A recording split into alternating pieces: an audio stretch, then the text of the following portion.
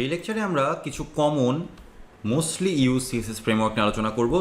Mostly use framework CSS ফ্রেমওয়ার্কের কথা বললে সবার প্রথমে যে নামটা আসে সেটা হচ্ছে বুটস্ট্র্যাপ। বুটস্ট্র্যাপ নিয়ে আমরা ডিটেলস আলোচনা করব। বুটস্ট্র্যাপ নিয়ে আমরা শিখবো, এই কোর্সে আমরা বুটস্ট্র্যাপ শিখবো, কারণ এটা খুবই গুরুত্বপূর্ণ একটা টুলস, খুবই গুরুত্বপূর্ণ একটা ফ্রেমওয়ার্ক। অ্যাজ এ বিগিনার এর থেকে সহজ এবং এর থেকে সিম্পলেস্ট ফ্রেমওয়ার্ক আর হয় না, সেজন্য আমরা বুটস্ট্র্যাপ শিখবো। বাকি ফ্রেমওয়ার্কগুলোও কঠিন না, বাকি ফ্রেমওয়ার্কগুলো খুবই সহজ, একই ওয়েতে কাজ করবে। যেমন আরেকটা গুরুত্বপূর্ণ ফ্রেমওয়ার্ক হচ্ছে বালমা। বালমার কিছু কাস্টম ডিজাইন রয়েছে, বালমার ডিজাইনটাও সিম্পল, বালমা বুটস্ট্র্যাপের থেকেও সিম্পল, ছোটো আই গেস। সো বালমাও খুবই পপুলার একটা ফ্রেমওয়ার্ক, কিন্তু কাজ করে এক্স্যাক্ট সেম ওয়েতে। তারপরে আরও একটা ফ্রেমওয়ার্ক আছে ফাউন্ডেশন। ফাউন্ডেশন ফ্রেমওয়ার্কটাও খুব গুরুত্বপূর্ণ, খুবই মজার। ঠিক আছে, আপনি যদি একটু এর টিউটোরিয়ালসে দেখেন, এর টিউটোরিয়াল সেকশনস আছে, এর কোর্সেস আছে, লেসনস আছে, সব কিছু আছে। মানে বুটস্ট্র্যাপ যদি আপনি পারেন তাহলে ফাউন্ডেশন আপনি করতে পারবেন, বুটস্ট্র্যাপ যদি আপনি পারেন তাহলে বালমাও আপনি করতে পারবেন। এর জন্য আলাদা করে শেখার মতো কিছু আছে বলে আমার মনে হয় না। সো ডাউনলোড ফাউন্ডেশন,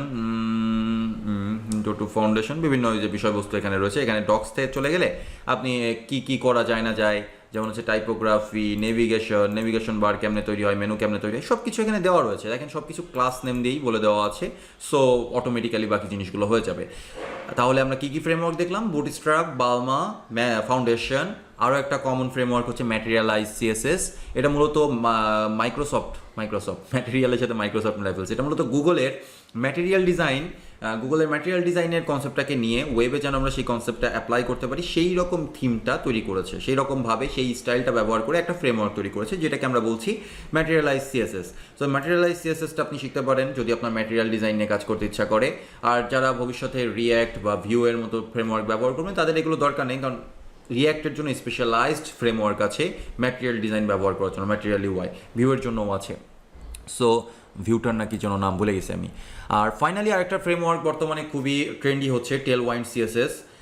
একটা ডিফারেন্ট কনসেপ্ট। এই তিনটা ফ্রেমওয়ার্ক একদম সেম কনসেপ্টে কাজ করে, কিন্তু টেলওয়াইন্ড সিএসএস একটু ডিফারেন্ট কনসেপ্টে কাজ করে। ডিফারেন্ট কনসেপ্ট বলতে আসলে ফ্রেমওয়ার্কের যে কনসেপ্ট সিএসএস এর, সেই কনসেপ্টের থেকে ডিফারেন্সিয়েট করে কাজ করছে না, কিন্তু এর থিঙ্কিং ওয়েটা ভিন্ন। এখানেও আপনি ক্লাস নেম ব্যবহার করেই সমস্ত কাজ করবেন, কিন্তু এটা হচ্ছে ইউটিলিটি ফার্স্ট একটা ফ্রেমওয়ার্ক, যার ফলে কি হচ্ছে আপনার কোনো রকম আপনার সিএসএস ফাইল তৈরি করারই দরকার নেই। আপনি এইচটিএমএল ফাইলের মধ্যে প্রত্যেকটা সিচুয়েশনের জন্য যত রকম স্টাইল পসিবল সমস্ত সিচুয়েশনের জন্য ক্লাস নেম লিখে ইভেন রেসপন্সিভ করার মাধ্যমে একটা ওয়েবসাইট ডিজাইন করতে পারেন। এই কনসেপ্টটা কিছু মানুষের খুবই ফেভারিট, কিছু মানুষের খুবই বিরক্ত লাগে। আমি হচ্ছি মাঝখানের পর্যায়ে পড়ি। আমার কিছু ওয়েবসাইট ডিজাইন করার ক্ষেত্রে টেলওয়াইন্ড সিএসএস খুব ভালো লাগে, কিছু কনসেপ্ট টেলওয়াইন্ড সিএসএস এর খুবই ভালো লাগে, আবার কিছু ক্ষেত্রে খুবই বিরক্ত লাগে।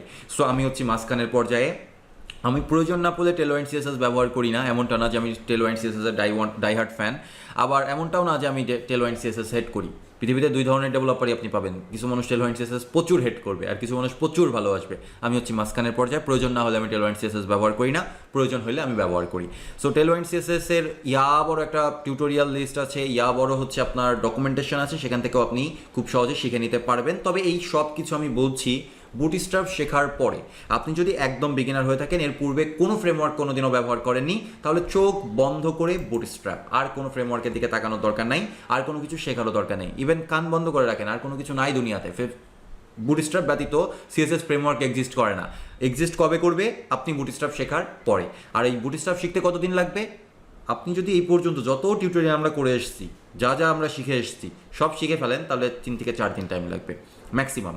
আমরা নেক্সটে বুটস্ট্র্যাপ সম্পর্কে জানবো, তারপরে বুটস্ট্র্যাপের লেআউট সম্পর্কে জানবো, অনেক কিছু সম্পর্কে জানবো। তো নেক্সট লেকচারটাই আসলে বুটস্ট্র্যাপের উপরে অল্প করে একটু বর্ণনা দেওয়ার, তারপরে আপনারা বুটস্ট্র্যাপ সম্পর্কে বস হয়ে যাবেন। বাকিটা হচ্ছে প্র্যাকটিস। যত বেশি আপনি প্রজেক্ট করবেন, যত বেশি আপনি কাজ করবেন বুটস্ট্র্যাপ নিয়ে, তত বেশি আপনি শিখবেন, তাই না? এটাই তো নিয়ম। তাহলে আপাতত এই পর্যন্ত এই ভিডিও। পরবর্তী লেকচারে আমরা বুটস্ট্র্যাপ সম্পর্কে হালকা একটু ওভারভিউ নেওয়ার চেষ্টা করি।